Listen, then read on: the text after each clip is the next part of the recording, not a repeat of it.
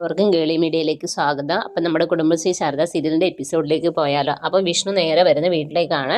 അങ്ങനെ വീട്ടിലെത്തിയിട്ട് ഓട്ടോയൊക്കെ പരിശോധിക്കുകയാണ്. അപ്പോൾ രാഘവൻ നായർ പറയുന്നത് എന്ത് നോക്കുന്നത്. അപ്പോൾ സത്യഭാമയും പറയും പോലീസുകാരും എല്ലാവരും വന്ന് നോക്കി അതിലൊന്നും ഇല്ല എന്നുള്ള രീതിയിൽ പറയുകയാണ്. അപ്പോൾ പെട്ടെന്ന് വിഷ്ണു പറയും അച്ഛൻ അന്ന് ജയിലിൽ പിന്നെ സ്റ്റേഷനിൽ വന്നപ്പോൾ പറഞ്ഞില്ലേ സ്വർണ്ണം ഇവിടെ ഇരിപ്പുണ്ട്, ഒന്ന് ഓർത്ത് നോക്കാൻ പറയാം. പക്ഷേ രാഘവന്മാർക്കൊന്നും ഓർമ്മ വരത്തില്ല.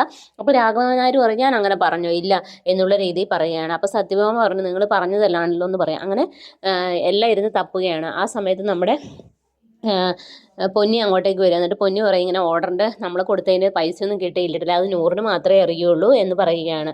അപ്പോൾ ബാബു പറയുന്ന പിന്നെ നമുക്ക് നൂറിൻ്റെ അടുത്തേക്ക് പോകാമെന്ന് പറയാം. അങ്ങനെ വിഷ്ണുവിനോട് പറയും നീ ആ തെരച്ചിലൊന്ന് നിർത്ത്, എന്നെ ഒന്ന് നൂറിൻ്റെ വീട്ടിലാക്കാൻ പറയും, എനിക്ക് നടക്കാൻ വയ്യ എന്ന് പറയാം. അങ്ങനെ പൊന്നിനെയും സത്യഭാമയും കൊണ്ട് നമ്മുടെ വിഷ്ണു നൂറിൻ്റെ വീട്ടിലേക്ക് ചെല്ലുകയാണ്. അങ്ങനെ അകത്ത് എന്ന് വരുമ്പോഴത്തേന് പിന്നെ നസീറിൻ്റെ ഉമ്മ പുറത്തേക്ക് വരും. എന്നിട്ട് ചോദിക്കുക എന്താ നൂറിനെ കാണാനാണെന്ന് പറയും. അങ്ങനെ നൂറിനെ വിളിക്കും, പുറത്തേക്ക് ഇറങ്ങുന്ന സമയത്ത് നൂറിനോട് ചോദിക്കും ഇങ്ങനെ ആ സാധനങ്ങൾ വിറ്റതിൻ്റെ ഇതൊക്കെ നിൻ്റെ കയ്യിൽ പൈസ തരുള്ളൂ, അതൊന്ന് പറഞ്ഞു തരാൻ പറയാം. അപ്പോൾ പറയും ഞാൻ പറഞ്ഞു തരാം എന്ന് പറയാം. ആ സമയത്താണ് കുറേ ഗുണ്ടകളെല്ലാം അങ്ങോട്ടേക്ക് വരുന്നത്.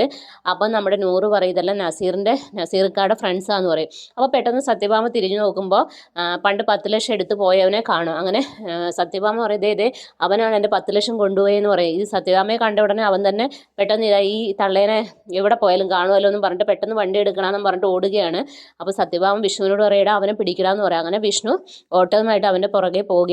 ഇതേ സമയം നമ്മുടെ നസീറിൻ്റെ വീട്ടിൽ നസീറിൻ്റെ ഉമ്മയോട് പറയുകയാണ് എനിക്ക് ആ ഫോണൊന്നും തരാൻ പറയാം. അങ്ങനെ ആരും കാണാതെ ഫോൺ കൊടുക്കും. ഫോൺ നോക്കുന്ന സമയത്ത് നസീറിൻ്റെ ബാപ്പ അങ്ങോട്ടേക്ക് വരും. എന്നിട്ട് ബാപ്പ നസീറിൻ്റെ ഉമ്മയെ തല്ലി ശരിയാക്കും. എന്നിട്ട് പറയും നീ എന്തിനാ ഫോൺ എടുത്തു കൊടുത്ത്, ഇനി ഫോൺ നീ ഉപയോഗിക്കേണ്ട, നസീർ എവിടെയാണെന്ന് നീ പറ, നീ കണ്ടതാണല്ലോ, നിന്നെ കാണാൻ വന്നതാണെന്നൊക്കെ പറയാം. അപ്പം നമ്മുടെ നൂറ് പറയും ഞാൻ കണ്ടിട്ടില്ല, എനിക്കറിയത്തില്ലല്ലോ, എന്നോട് പറഞ്ഞിട്ടല്ലോ പോകുന്നതെന്ന് പറയും.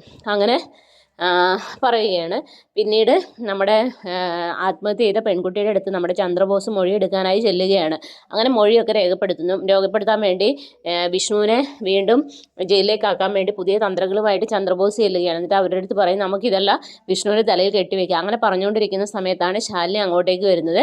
അങ്ങനെ ശാലിനി അടുത്തിരുന്ന് അവളെ ആശ്വസിപ്പിക്കും. ഞാൻ ഒരിക്കലും നിൻ്റെ കല്യാണം മുടക്കിയതല്ല, അന്ന് നിൻ്റെ കല്യാണം മുടക്കിയില്ലെങ്കിൽ അവൻ നിന്നെ വീണ്ടും പറ്റിച്ചേനെന്ന് പറയും. അവൻ ഒരു പെൺകുട്ടിയെ വഞ്ചിച്ചിട്ടാണ് നിന്നെ കെട്ടാൻ വന്നത്, അതുകൊണ്ടാണ് അവനെ ആ പെൺകുട്ടിയെ കൊണ്ട് തന്നെ കെട്ടിപ്പിച്ചത്. നീ ഒരിക്കലും ടെൻഷൻ അടിക്കരുത്, സ്വർണത്തിൻ്റെ കാര്യമൊക്കെ നമുക്ക് ശരിയാക്കാം, നിൻ്റെ പയ്യൻ്റെ വീട്ടുകാരോട് ഞാൻ സംസാരിക്കാം, എല്ലാം ശരിയാക്കാം എന്ന് പറയുകയാണ്.